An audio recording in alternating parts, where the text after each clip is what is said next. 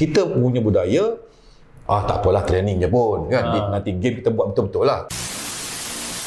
Uish, walaupun training sekejap tapi penat di maksimum.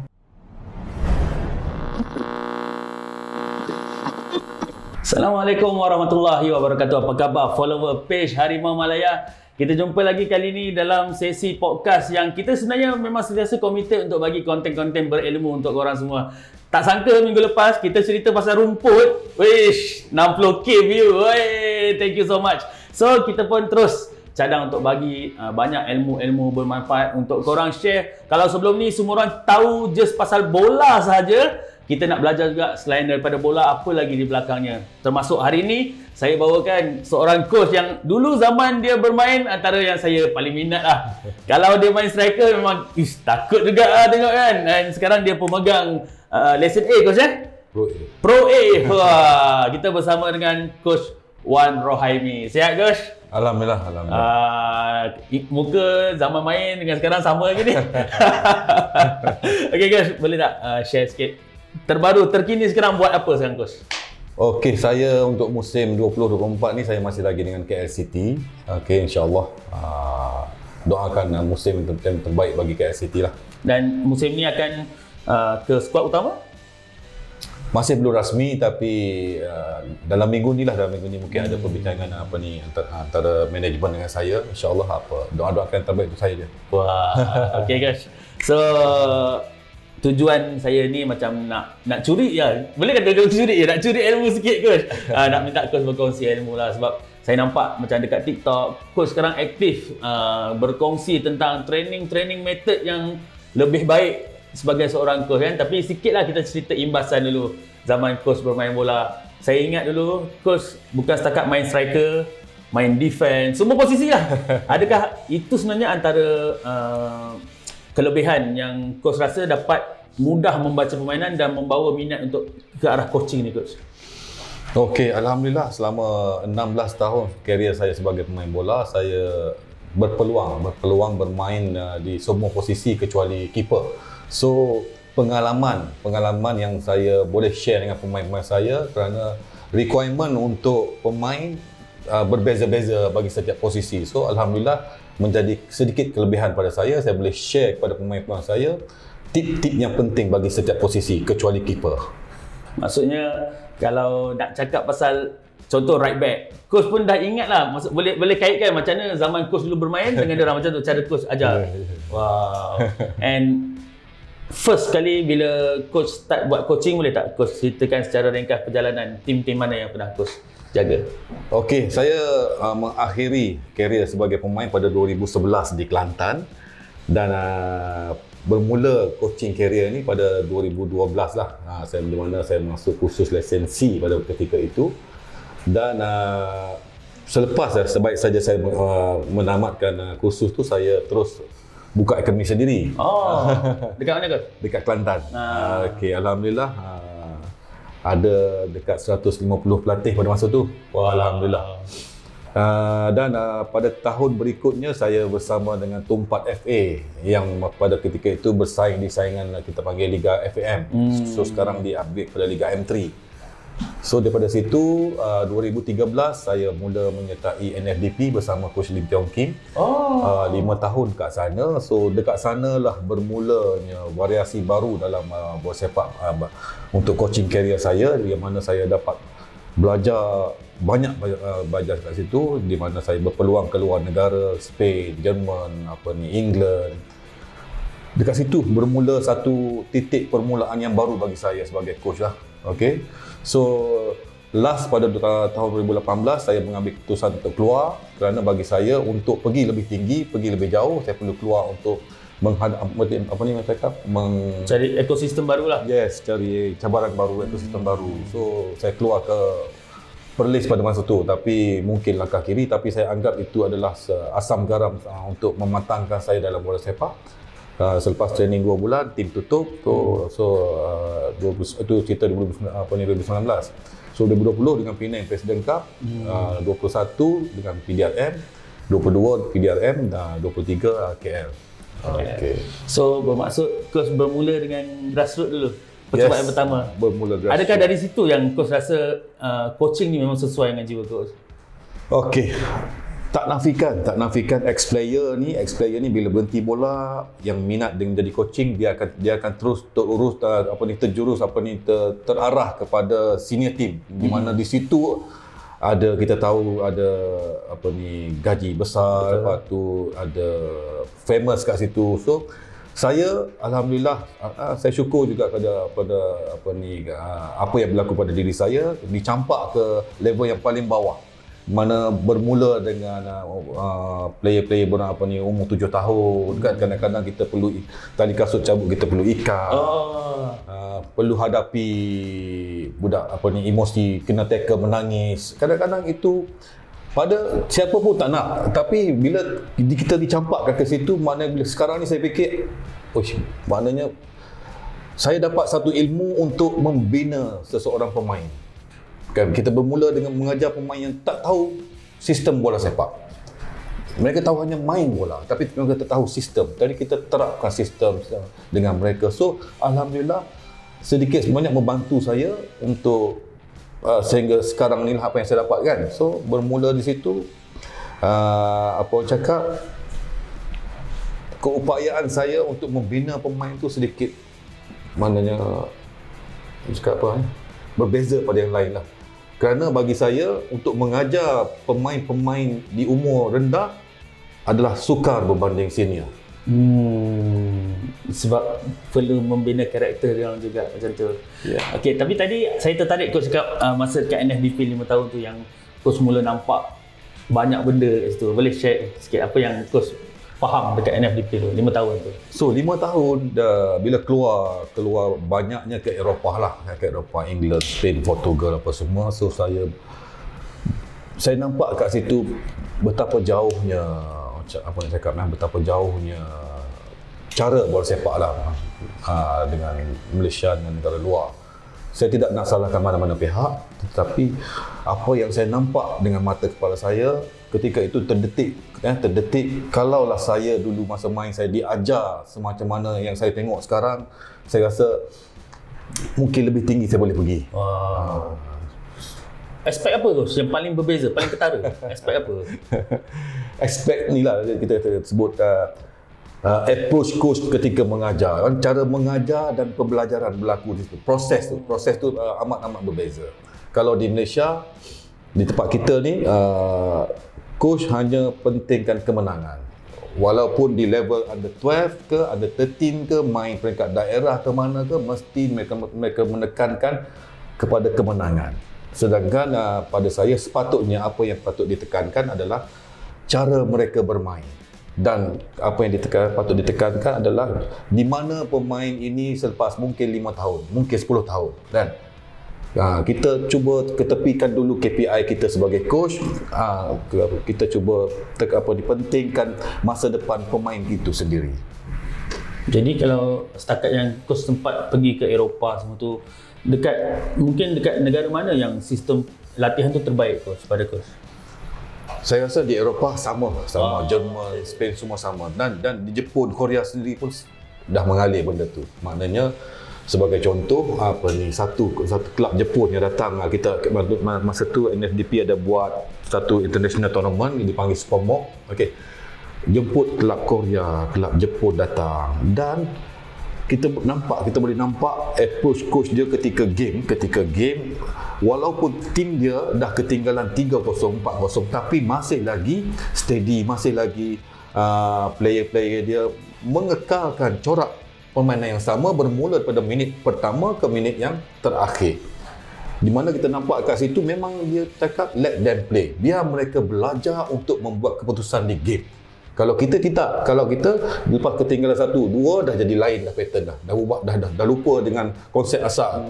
Dah okey tendang atas dan dengan cara itu mereka tidak belajar bagi saya lah. Dan kalau boleh lihat NFDP tu sebenarnya bawa pendidikan bukan setakat untuk pemain, untuk coaching jugalah kan? Yes. Dia ada pada masa tu dia ada plan untuk menghantar attachment, jurulatih dan attachment ke KPR. So Selepas saya sebagai personal, saya sebagai individu yang dapat merasakan perubahan sebelum attachment 6 minggu dan selepas attachment, perubahan yang besar berlaku pada diri saya dapat rasakan. Bila tadi kau cakap pasal supermod, saya teringat saya ada cover juga dah 2-3 tahun ni supermod.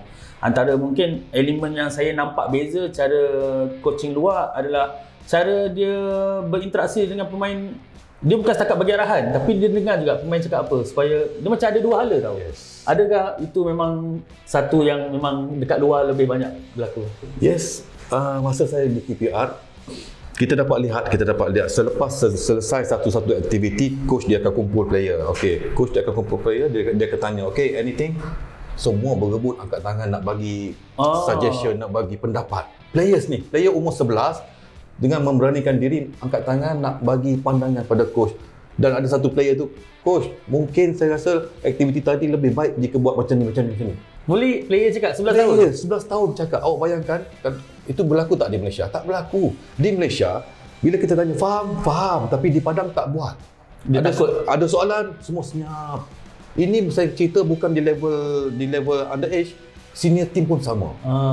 Senior team pun sama. Semua takut nak bercakap, tak tahu kenapa. Tapi ketika luar padang, ketika di luar padang, bergurau ke apa ke. Tapi masuk je padang, zip mulut, habis. So macam coach sendiri bila dah dapat ilmu-ilmu tu, apa antara perubahan pertama yang coach buat pada sistem latihan coach? Okey. Satu yang saya nampak perubahan besar adalah kalau kita kat sini, kita lebih pentingkan fitness.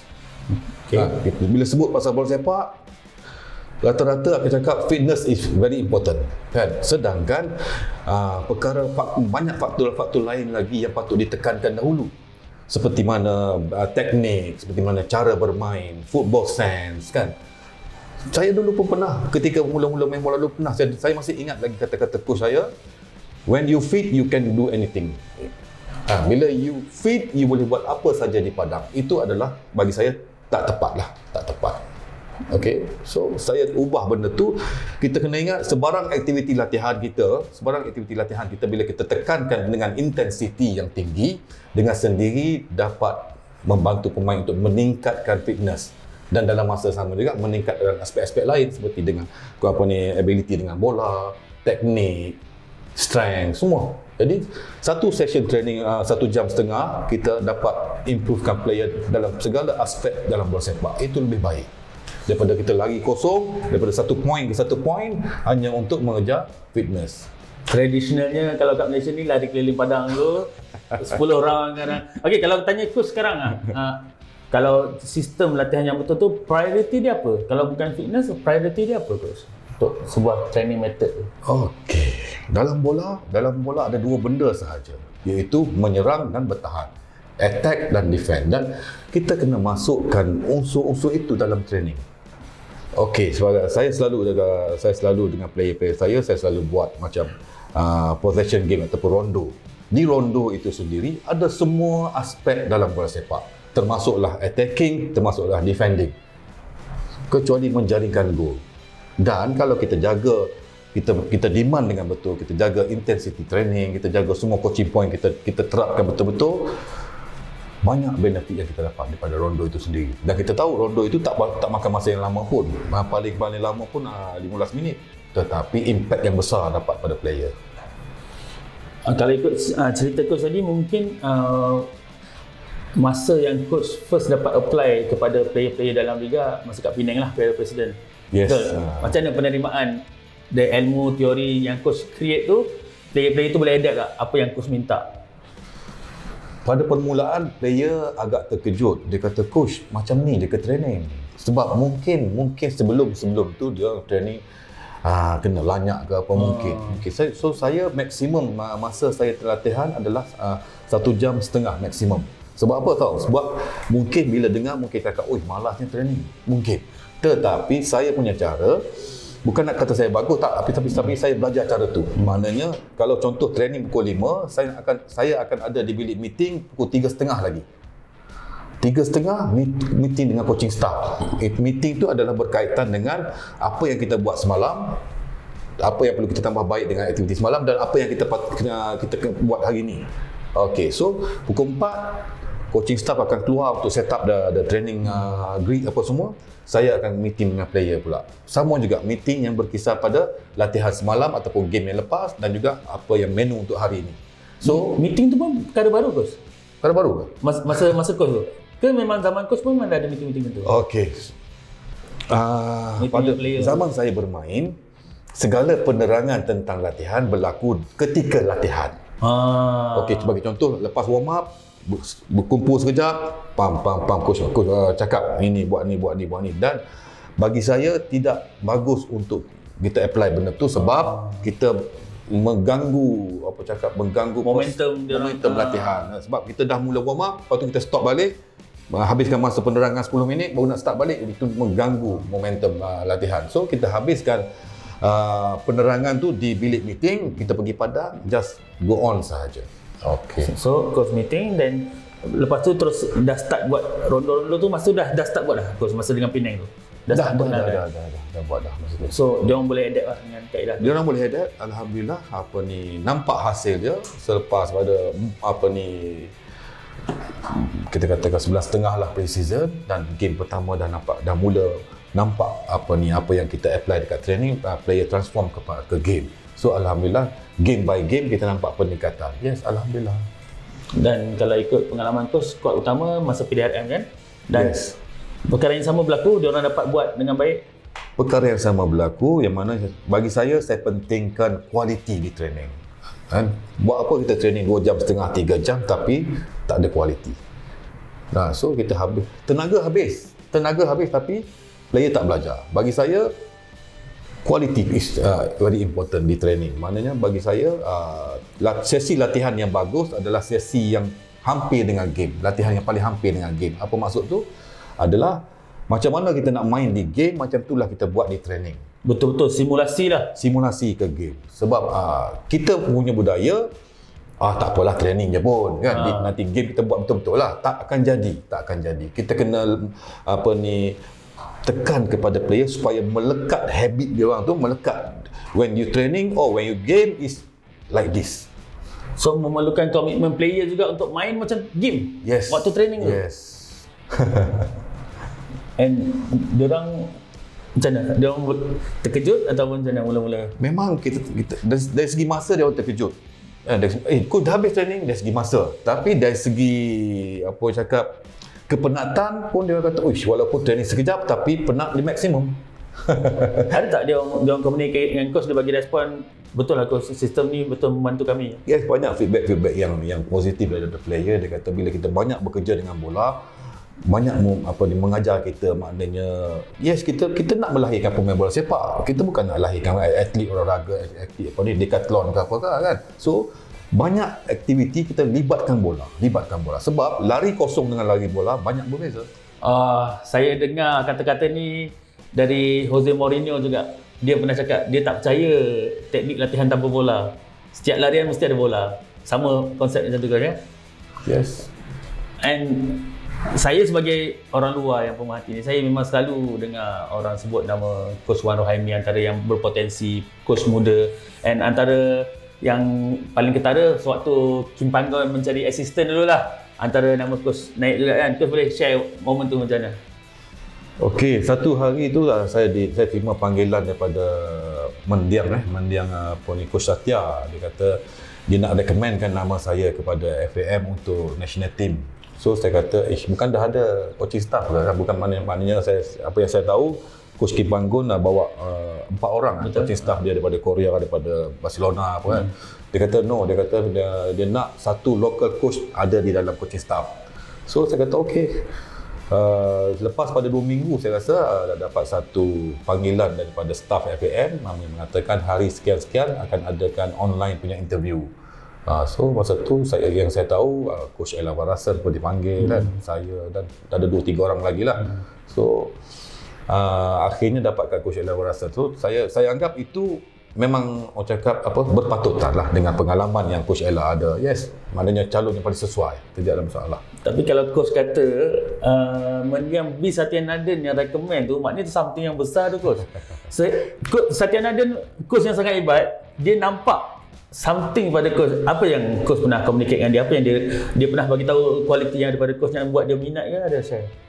Adalah dia call dia kata Wan, dipanggil Wan lah. Wan, dia kata saya ikuti perkembangan awak, dia kata. Perkembangan awak dengan perkembangan tim awak, pasukan awak, dia kata. Dan saya tertarik bila saya tengok your team is very organized. Wow. Dia kata macam itulah. So bila saya dengar benda tu daripada saya pernah berlatih bersama dia dan kita tahu umum satu Malaysia pun tahu Coach Satya Naden ni adalah coach yang antara yang hebat di Malaysia lah.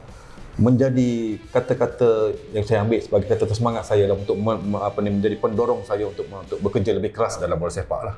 So alhamdulillah lah.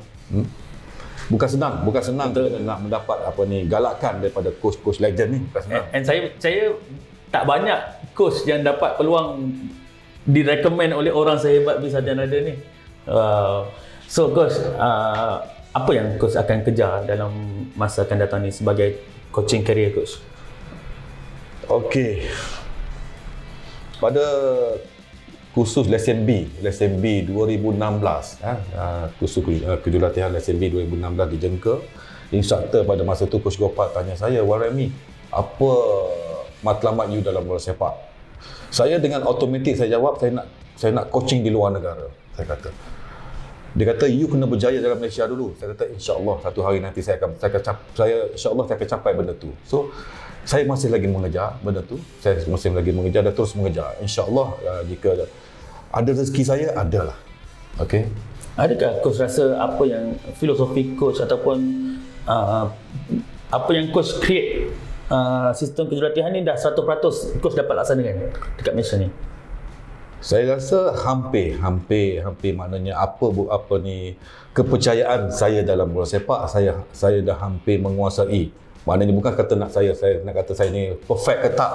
Tapi maksud saya hampir kepada cara bola sepak saya. Maknanya bila saya train dengan pasukan yang bertanding dalam Liga Kebangsaan, itu tim Presiden Penang. Maknanya apa yang saya apply kepada pemain, saya nampak benda tu bila transform ke game, nampak hasil dia. So alhamdulillah sebagai seorang coach, bila benda tu kita apply dekat training, hasil dia di game, maknanya kalau tak dapat 100%, 80%, 85% pun alhamdulillah.